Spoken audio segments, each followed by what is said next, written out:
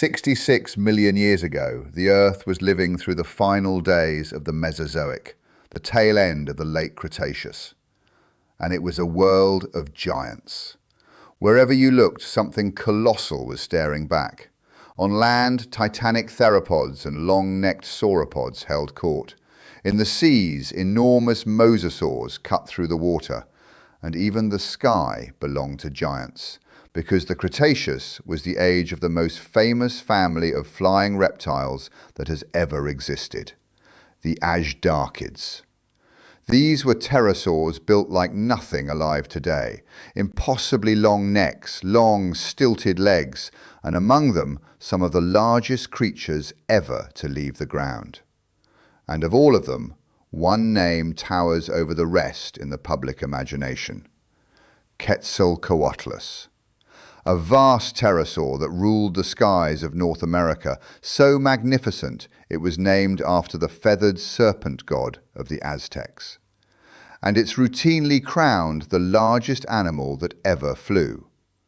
Except it probably wasn't. Because living at the very same time on the other side of the world was another member of that family. One that was just as large, built far more powerfully, and by some measures may actually have edged it out for the title of the largest flying animal that has ever existed. And most people have never heard its name. This is Hatzegopteryx. Its story begins in the 1970s, when a student-led dig in Romania turned up two large pieces of bone, part of a skull and part of a humerus, the upper arm bone. And they were so enormous that the paleontologists studying them first assumed they had to belong to some new kind of meat-eating dinosaur. It was only when they looked closer at the structure of the bone that the truth dawned. This wasn't a dinosaur at all. It was a pterosaur, a monstrous one. And yet, despite that, it slipped into obscurity for decades and wasn't even formally named until 2002, when it was finally christened Hatzegopteryx thambima.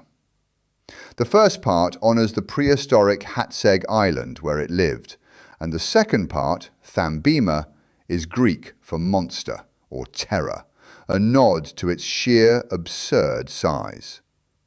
So let's talk about that size. Paleontologists estimate that mature Hatzegopteryx had a wingspan comparable to Quetzalcoatlus, generally put around 11 meters, roughly 36 feet. That is as wide as a small Cessna aircraft. But here's the detail that matters. Its humerus was noted to be longer than the equivalent bone in Quetzalcoatlus. And that pushes the upper estimate to something like 12 meters, around 39 feet, which would make it the largest wingspan of any known pterosaur, or indeed any flying creature, full stop. And even if it didn't quite reach that ceiling, Hatzegopteryx still outclassed every other giant pterosaur in a way that has nothing to do with wingspan.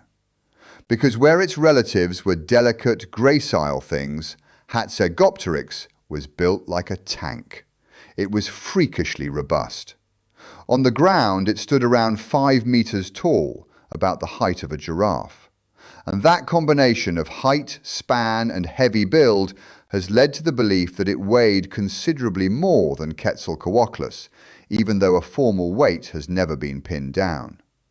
Which is why Hatzegopteryx isn't just often called the heaviest and therefore biggest pterosaur ever, it's also considered the largest land predator anywhere in Europe 66 million years ago. And here's the strange part. It likely became a monster because of where it lived. At the time, Europe wasn't a continent. It was a sprawling archipelago of islands, and one of them was Hatzeg. It was roughly the size of modern Ireland and cut off from any mainland by more than 300 kilometers of deep open ocean in every direction. Genuinely isolated. And crucially, there were no giant theropods on it, no big predatory dinosaurs at all, and very few predators of any kind, which left a vacancy at the very top of the food chain. and Hatzegopteryx filled it. With no competition and nothing to threaten it, it simply grew and grew until it became the undisputed ruler of the island. But it didn't just get a big body, it grew a genuinely bizarre head. Its skull measured around 3 meters, nearly 8 feet, making it one of the largest skulls of any non-marine animal that has ever lived. And unlike the delicate, lightweight skulls of most pterosaurs, this one was thick, sturdy and reinforced, covered in ridges that tell us a great deal of muscle was anchored to it in life. And then there's the neck, and this is my favourite part, because it breaks all the rules. Every other giant azhdarchid had a long, elegant, swan-like neck. Hatzegopteryx had the opposite, a short, broad, stocky neck, only about half the length you'd expect for a pterosaur of its size. It was, in essence, a Frankenstein neck, bulging with muscle, braced by ridges, and, according to biomechanical studies, strong enough to withstand forces up to 10 times the animal's entire body weight. Now, why would evolution build a flying animal like that? Because that combination, the massive reinforced skull, the short, powerful neck, the wide jaws, points to something remarkable. Hatzegopteryx wasn't a dainty fisher plucking small prey from the water like its cousins. It was a predator on a completely different level. And its likely prey? Dinosaurs. Here's the beautiful irony of Hațeg Island. The same isolation and limited resources that let Hatzegopteryx grow enormous did the exact opposite to the dinosaurs. It shrank them. Hațeg is famous for its dwarf dinosaurs, pony-sized hadrosaurs and titanosaurs, normally some of the largest animals ever, that had been miniaturized down to a fraction of their mainland cousins. And those dwarf dinosaurs were almost certainly on the menu. With that giant reinforced skull as its primary weapon, Hatzegopteryx likely killed prey too large to swallow whole by stabbing or bludgeoning it to death, driving that enormous head down like a spear. A flying reptile that hunted dinosaurs on foot. It was also, paleontologists think, a generalist, a terrestrial forager that spent most of its life stalking the ground, taking whatever it could overpower. And that word, flying, raises an obvious question. Could something this stocky and tank-like actually get off the ground? And the answer is yes. Its wings were fully developed, structurally the same as those of other flying pterosaurs. Its bulk did not ground it. But to lift a 3-meter skull into the air, it needed to cheat on weight. And it did, through the internal architecture of its bones. The skull was riddled with pits and hollow chambers, strong and flexible, but far lighter than it looked. And unusually, its wing bones carried the same structure, a spongy internal texture that scientists have compared to styrofoam, strong but astonishingly light. Even so, getting airborne was no small feat. Like other giant pterosaurs, Hatzegopteryx probably launched itself by vaulting off the ground on all 4 limbs, a powerful leap into the air.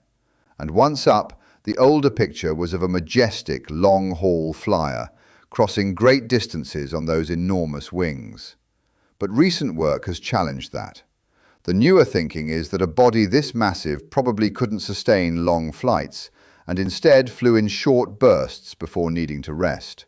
So flight, for Hatzegopteryx, was less about migration and more about getting around its kingdom efficiently, spotting hunting grounds and crossing the island, which, for the already apex predator, was a frankly overpowered ability.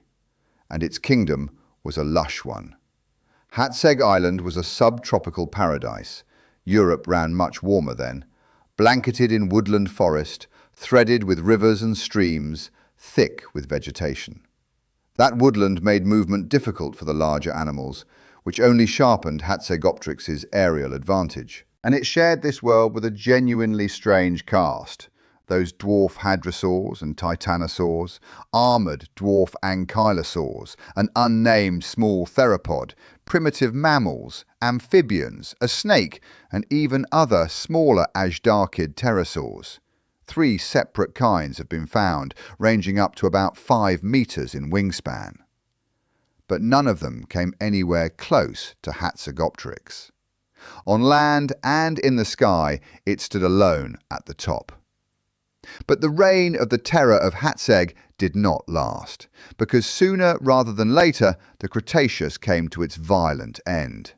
An asteroid struck the Earth, and in the fallout, the non-avian dinosaurs and the pterosaurs vanished together. And with them went the largest animal ever to have soared through the sky.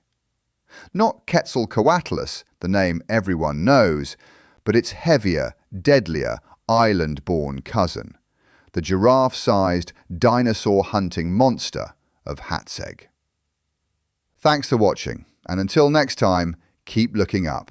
You never know what might be looking back.